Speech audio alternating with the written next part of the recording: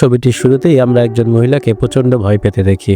আসলে সে গুদামে এমন কিছু দেখেছিল যা তাকে হতবাক করে দিয়েছিল। একটি বাড়িতে মালিকের বিড়ালটিকে নির্মমভাবে হত্যা করা হয়েছিল। আশ্চর্যজনক বিষয় হলো এটি কোনো মানুষের কাজ নয়, এটি একটি রোবটের কাজ ছিল। যে ব্যক্তি এই রোবটটি তৈরি করেছিলেন তিনি হলেন এডেন নামের একজন বিজ্ঞানী। তার ছেলে দুর্ঘটনায় মারা গিয়েছিল। সে তার শোক থেকে সেরে উঠছিল না, তাই সে তার কারিগরি দক্ষতা ব্যবহার করে তার ছেলের স্মরণে এই রোবটটি তৈরি করেছিল এবং তার নাম ছেলের নামেই রেখেছিল, অর্থাৎ রবিন, যা এই ছবির নামও। এখন যখন সে লক্ষ্য করলো যে রোবটের হাত নড়ছে, তখন সে অবাক হওয়ার পাশাপাশি খুশিও হয়েছিল। সে এই রোবট রবিনকে তার ছেলের মতোই গ্রহণ করে নিয়েছিল। মনে হচ্ছিল যেন তার জীবন আবার সুখে ভরে গেছে। কিন্তু সে জানতো না যে এটি এমন একটি যন্ত্র যা এখন স্বাধীনভাবে চিন্তা করার ক্ষমতা তৈরি করেছে তার মধ্যে, যার ফলাফল খুবই ভয়াবহ হতে পারে। কারণ এখন এটা স্পষ্ট যে রোবটটির মধ্যে আবেগ এবং অনুভূতির সৃষ্টি হয়েছে, আর এই কারণেই সে বিড়ালটিকে হত্যা করেছিল। সে অনুভব করেছিল যে এইডেন তার সাথে সাথে বিড়ালটিকেও ভালোবাসে, আর সে এটা পছন্দ করতে চায়নি। এরপরে দৃশ্যপট বদলে যায় এবং আমরা দেখতে পাই একটি ছেলে যার নাম লিউ, যে গত 5 বছর ধরে একটি মেয়ের সাথে ছিল। তারা দুজনেই একে অপরকে পছন্দ করে। আজ লিউ তাকে বিয়ের জন্য প্রস্তাব দেয়। তার বন্ধু খুব খুশি হয়ে ওঠে, কিন্তু সে জানতো না যে লিউয়ের উপর বিশাল ঋণের বোঝা আছে এবং ঋণ আদায়কারীরা প্রতি মুহূর্তে তার উপর নজর রাখছে।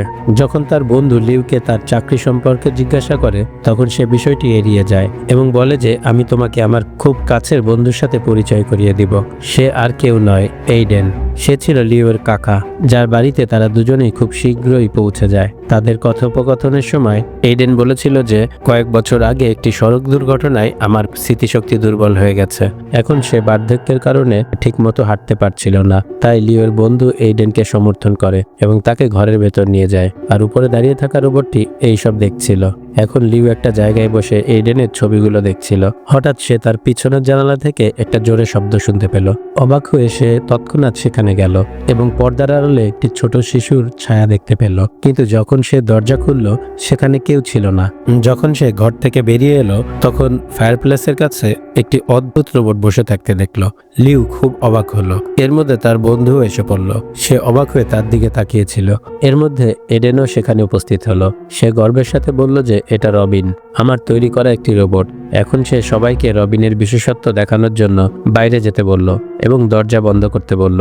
যখন লিউয়ের বন্ধু 3 বার দরজায় ধাক্কা দিল এবং সবাই ভেতরে ঢুকলো, তখন রোবটটি সেখানে অদৃশ্য হয়ে গেল।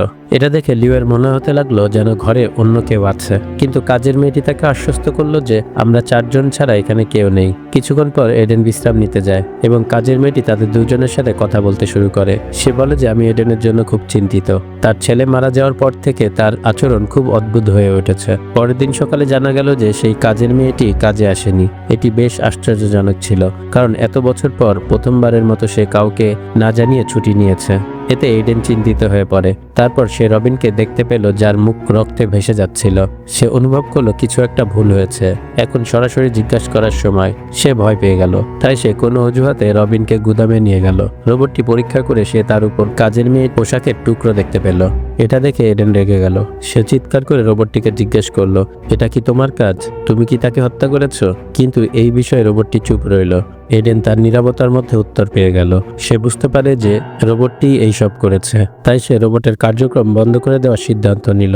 সে রোবটের শরীর থেকে ব্যাটারি খুলে নিল, কিন্তু সে অবাক হয়ে দেখলো যে ব্যাটারি ছাড়াই রোবটটি সক্রিয় রয়েছে। রাতে যখন এডেন ঘুমাচ্ছিল, তখন লিউ পুরো বাড়িতে তল্লাশি শুরু করে। তার উদ্দেশ্য ছিল এডেনের বাড়িতে লুকানো সিন্দুক এবং টাকার অনুসন্ধান করা, যা সে চুরি করতে চেয়েছিল, যাতে সে তার ঋণ পরিশোধ করতে পারে। সে এখানে অনেক অনুসন্ধান করে, কিন্তু কিছুই পায় না, তাই হতাশ হয়ে ফিরে আসে। পরের দিন সকালে এডেন গুদামে যায়। সে রোবটটির খোঁজ করে, কিন্তু আশ্চর্যজনকভাবে সেখানে রোবটটিকে খুঁজে পায় না। তাই সে বাড়ি ফিরে আসে। তারপর সে উপরের তলায় পিয়ানো বাজানোর শব্দ শুনতে পায়, আর সেখানে উপস্থিত হতেই দেখে সে রোবটটি একটি আয়নার সামনে দাঁড়িয়ে আছে এবং বারবার নিজের চোখের পলক ফেলছে। মনে হচ্ছিল যেন সে মানুষের অনুকরণ করার চেষ্টা করছে। এইডেন যখন তাকে পরীক্ষা করে, তখন সে অবাক হয়ে যায়। সে চিন্তা করে যে এই রোবটটি ব্যাটারি এবং বিদ্যুৎ ছাড়া কিভাবে কাজ করছে। সেই রাতে লিউ আবার চুরির উদ্দেশ্যে রুমগুলো চেক করতে শুরু করে। এবার সে উপরের ঘরে যায়, যেখানে একটি বাক্স নিজে থেকেই খুলে যায়। যখন সে পরীক্ষা করে সেখানে কিছু পুরনো খেলনা পড়েছিল, যা দিয়ে এইডেনের ছেলে খেলতো। এছাড়া বাক্সে মূল্যবান কিছুই ছিল না। সে এগিয়ে যাওয়ার আগেই এইডেন সেখানে আসে এবং লিউকে ধরে ফেলে এবং তাকে এই সমস্ত কাজ বন্ধ করতে বলে। সবকিছু শান্ত হওয়ার পর লিউ তাকে তার ছেলের মৃত্যুর বিষয়ে জিজ্ঞাসা করে। তারপর এইডেন বলে যে আমি শহরের বাইরে ছিলাম এবং যখন আমি ফিরে আসি তখন আমি আমার ছেলের মৃত্যুর খবর পাই। কেউ কেউ বলেছিল যে সে আগুনে মারা গিয়েছে, আবার কেউ কেউ বলেছিল সে আত্মহত্যা করেছে। কিন্তু সত্য হলো আজ পর্যন্ত পুলিশও সত্য জানতে পারেনি। দুর্ঘটনার পর এইডেনের স্মৃতিশক্তিও দুর্বল হয়ে পড়েছিল। এইডেন সবসময় এই চিন্তায় ভুগতে থাকে যে রবিন সত্যিই মারা গেছে নাকি সে এখনো কোনোভাবে বেঁচে আছে। পরের দিন দুজন পুলিশ অফিসার এইডেনের বাড়িতে আসে। আসলে কাজের মেয়েটির ভাই তার বোন 2 দিন ধরে নিখোঁজ থাকায় খুব চিন্তিত ছিল, তাই সে পুলিশের কাছে অভিযোগ করে। পুলিশ যখন এইডেনকে এই বিষয়ে জিজ্ঞাসাবাদ করে তখন সে বলে আমি এই বিষয়ে কিছুই জানি না। তারপর পুলিশ বলে কাজের মেয়েটিকে শেষবার এই বাড়ির গুদামে দেখা গিয়েছিল। একজন ট্যাক্সি ড্রাইভারকেও বাড়িতে যাওয়ার জন্য ফোন করেছিল, কিন্তু ট্যাক্সি ড্রাইভার দীর্ঘক্ষণ অপেক্ষা করার পর ফিরে আসে। কিন্তু প্রতিবার এইডেন এখানে বলে যে আমি কিছুই জানি না, কারণ পুলিশও কোনো প্রমাণ খুঁজে পায়নি। সেই কারণে তারাও ফিরে আসে। কিন্তু আমরা দেখতে পাই যে কাজের মেয়ের ভাইটি বাড়ির বাইরে লুকিয়েছিল। সে গোপনে গুদামে আসে। সে তার বোনের ফোনে ফোন করে। তারপর ভিতর থেকে রিংয়ের শব্দ আসে। শব্দের পর যখন সে ভিতরে প্রবেশ করলো তখন সেখানকার দৃশ্য দেখে সে অবাক হয়ে গেল, কারণ তার বোনের মৃতদেহটি সেখানে সবচেয়ে খারাপ অবস্থায় পড়েছিল এবং সে কিছু বুঝতে পারার আগেই হঠাৎ রবিন নামক রোবটটি তার পেছনে এসে দাঁড়ায়। আতঙ্কিত হয়ে তার ভাই পুলিশকে ডাকতে শুরু করে, কিন্তু রবিন তার দিকে ধারালো লোহার রেলিং ছুঁড়ে মারে, যার ফলে সেও মারা যায় এবং রোবটটি চুপচাপ ফায়ারপ্লেসের কাছে বসে এবং সেখান থেকে চলে যায়। এখন এইডেন আবার তার কাছে এসে জিজ্ঞাসা করে আমাকে বলো তুমি কি কাজের মেয়েটিকে হত্যা করেছো? কিন্তু এখনো রোবটটি চুপ করে রইল। সে কেবল চোখের পলক ফেলছিল। তারপর সে কাচের টুকরো তুলে নিয়ে একটি শব্দ লেখে, যা এইডেন পড়ে এবং সে কিছুটা স্বস্তি বোধ করে সেখান থেকে চলে যায়। কিন্তু দরজার কাছে থাকা লিউ তাদের কথোপকথন শুনতে পায়, তাই সেও এসে এই শব্দটি পড়ে। এখন লিওর মনে সবসময় এইডেনের ছেলের মৃত্যু নিয়ে সন্দেহ তৈরি হতে থাকে। সে ইন্টারনেটে এই বিষয়টি সম্পর্কিত পুরনো পোস্টগুলি পড়ছিল। সে একসময় প্রতিবেদকের একটি পোস্ট দেখেছিল যিনি একটি পুরনো দলের কথা বলেছিল। তারপর লিউ ওই প্রতিবেদকের সাথে যোগাযোগ করে। যখন প্রতিবেদক জানতে পারে যে লিউ এইডেনের ভাগ্নে, তখন সে বিনা দ্বিধায় তাকে বহু বছর আগের ঘটনা সম্পর্কে সবকিছু খুলে বলে। এটি সেই দিনের গল্প যখন রবিনের 11তম জন্মদিন ছিল। এইডেন তার জন্য একটি বড় পার্টির আয়োজন করেছিল, কিন্তু তার সাথে মজা করার জন্য সে তাকে কিছু সময়ের জন্য বেসমেন্টে আটকে রেখেছিল। তারপর কিছুক্ষণ পর তাকে বাইরে নিয়ে আসা হয়, কিন্তু যখন সে বেরিয়ে আসে তখন তার আচরণ খুব অদ্ভুত হয়ে ওঠে। সে খুব বিপজ্জনক হয়ে ওঠে। মনে হচ্ছিল যেন সে আগের মতো শিশু নয়। হঠাৎ রক্ত পিপাসু হয়ে ওঠে। সে পার্টিতে আসা সমস্ত অতিথিদের আক্রমণ করে এবং সকল অতিথিকে হত্যা করে। কেবল এইডেন এবং প্রতিবেদক কোনোভাবে বেঁচে যায়। যখন রবিন তার মাকেও আক্রমণ করে তখন পেছন থেকে একটি গুলি ছোড়া হয়, যার ফলে রবিন মারা যায়। প্রতিবেদক বলেন যে সেই গুলিটি অন্য কেউ নয়, বরং এইডেন নিজেই ছুড়েছিল। আর এই ঘটনাটি এইডেনের সুনাম নষ্ট করতে পারত, তাই সে পুলিশকে টাকা দিয়ে বিষয়টি চেপে যেতে বলে। লিউ সত্য জেনে হতবাক হয়ে গেল। সে বিশ্বাস করতে পারছিল না যে এই সব ঘটতে পারে। তারপর তার বন্ধু আসে, যে রাগে লিউয়ের উপর চিৎকার করে, কারণ সে লিউয়ের ফোন দেখেছে যেখানে ঋণ আদায়কারীরা তাকে চাপ দিচ্ছিল। তখন লিউ তাকে ব্যাখ্যা করে যে আমি কেবল আমার উন্নত ভবিষ্যতের জন্য অর্থ উপার্জন করার চেষ্টা করছিলাম, কিন্তু বিপরীতে আমি ঋণের জালে আটকে পড়েছিলাম এবং এখন আমাদের কাছে কেবল একটাই উপায় আছে, এবং তা হলো এইডেনের বাড়ি থেকে কিছু টাকা চুরি করা।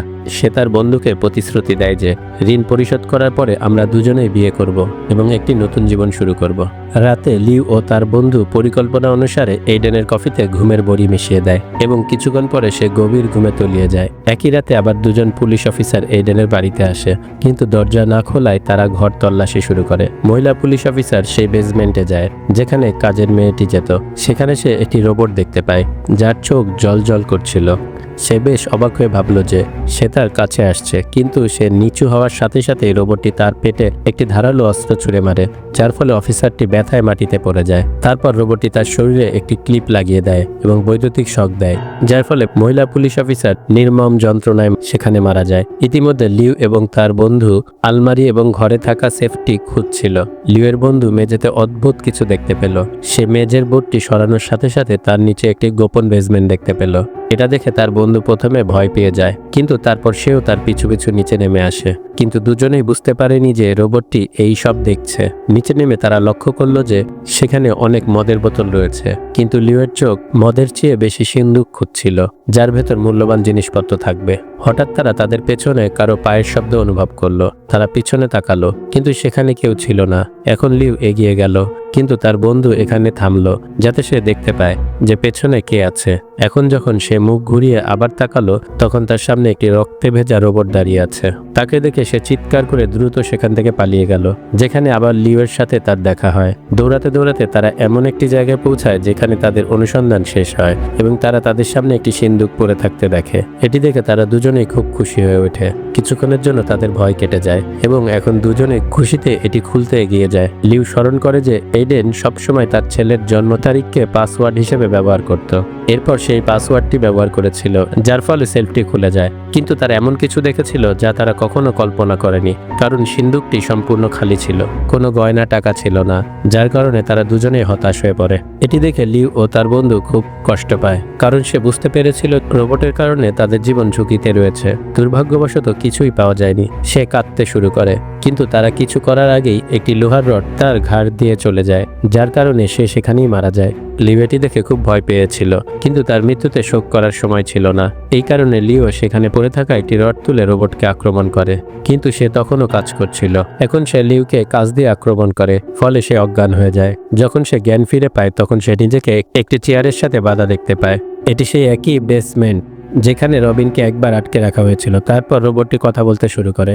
আশ্চর্যজনকভাবে রোবটটির কণ্ঠে আত্মার উপস্থিতি ছিল। সে এখানে তার শৈশবের কথা বলতে শুরু করে, কিভাবে তার মা তাকে প্রতিটি ছোটখাটো কাজের জন্য এখানে বন্দি করে রেখেছিল। প্রতিটি মিথ্যা বা দুষ্টিমের জন্য সে শাস্তি পেত। এখন রোবট লিউকে জিজ্ঞাসা করে যে তুমি এখানে এইডেনের বাড়িতে কেন এসেছো। তারপর লিউ মিথ্যা বলে যে আমি তার সাথে দেখা করতে এসেছি। এই কথা শুনে রোবটটি তাকে নেলগান দিয়ে শাস্তি দেয়। এখন যখন লিউকে দ্বিতীয়বার জিজ্ঞেস করে, তখনও সে সত্য বলেনি। পুনরায় তাকে নেলগান দিয়ে শাস্তি দেয়। তাকে আবারও যন্ত্রণা সহ্য করতে হয়েছিল। তারপর তৃতীয়বার যখন সে ব্যথা সহ্য করতে পারেনি, অবশেষে সবকিছু স্বীকার করে। সে বলে যে হ্যাঁ, আমি আসলে এইডেনের ভাগ্নে নই। আমি তার দুর্বল স্মৃতিশক্তির সুযোগ নিয়েছিলাম যাতে আমি তার বাড়িতে ঢুকে টাকা পয়সা চুরি করতে পারি। সে তার বন্ধুর মৃত্যুর জন্য নিজেকেও দোষ দিচ্ছিল। আর এই সুযোগে লিউ একটি পেরেক টেনে তার দড়ি কাটতে শুরু করে। রোবটটি তখনও তার কথা বিশ্বাস করছিল না। রোবট যখন নেলগান দিয়ে তাকে শাস্তি দিতে এগিয়ে গেল, তখনই লিউ দড়ি খুলে উঠে দাঁড়ালো। সে রোবটটিকে ধাক্কা দিয়ে নিচে ফেলে দেয় এবং নেলগান তুলে নিয়ে রোবটটির ক্ষতি করতে যাচ্ছিল। ঠিক তখনই এইডেন তাকে পেছন থেকে গুলি করে, যার ফলে লিউ মারা যায়। আসলে এইডেন সবকিছু জেনে গিয়েছিল যে এখন তার ছেলের আত্মা রোবটটিকে পুরোপুরি দখল করে নিয়েছে, তাই সে এখন কাউকে তার ছেলের ক্ষতি করতে দিতে পারে না। সে ভয় পেয়েছিল যে কেউ তাকে আবার তার ছেলের থেকে আলাদা করে ফেলবে। সেই কারণে সে আবার রোবটটিকে ঠিক করে আগের মতো করে তোলে। এর মানে এই রোবটটি তার ছেলে হিসেবে নতুন জীবন শুরু করে। আর যদি কেউ তাদের মধ্যে আসার চেষ্টা করে, রোবটটির ক্ষতি করার চেষ্টা করে, তাহলে এই বিপজ্জনক রোবট এবং এই পাগল এইডেন তাকে রেহাই দেবে না। আর এই ছবির গল্প এখানেই শেষ হয়। তো বন্ধুরা, গল্পটি কেমন লাগলো? গল্পটি যদি ভালো লেগে থাকে তাহলে অবশ্যই লাইক, সাবস্ক্রাইব এবং কমেন্ট করতে ভুলবে না। খোদা হাফেজ।